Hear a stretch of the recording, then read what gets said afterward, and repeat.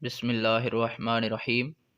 جناح کے زیارت کے قیام کے زمانے کی بات ہے کہ ڈاکٹر کرنل الہی بخش نے فاطمہ جناح سے پوچھا، آپ کے بھائی کو کچھ کھانے پر کیسے آمادہ کیا جائے؟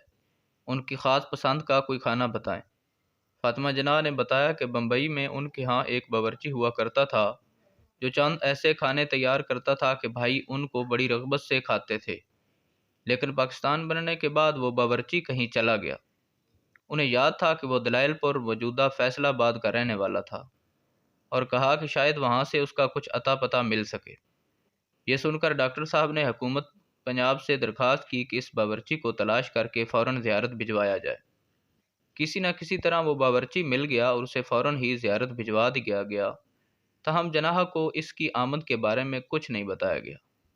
کھانے کی میز پر انہوں نے اپنے مرغوب کھانے دیکھتے ہوئے تعجب کا اظہار کیا اور خوش ہو کر خاصا کھانا کھا لیا۔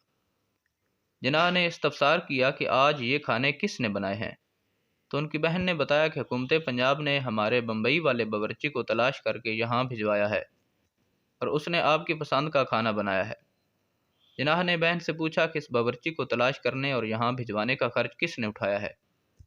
عرض کیا کہ یہ کارنامہ حکومت پنجاب نے انجام دیا ہے، کسی غیر نے تو خرچ نہیں کیا۔ پھر جناح نے باورچی سے متعلق فائل منگوائی اور اس پر لکھا کہ گورنر جنرل کی پسند کا باورچی اور کھانا فراہم کرنا حکومت کے کسی ادارے کا کام نہیں۔ خرچ کی تفصیل تیار کی جائے تاکہ میں اسے اپنی جیب سے ادا کر سکوں، اور پھر ایسا ہی ہوا۔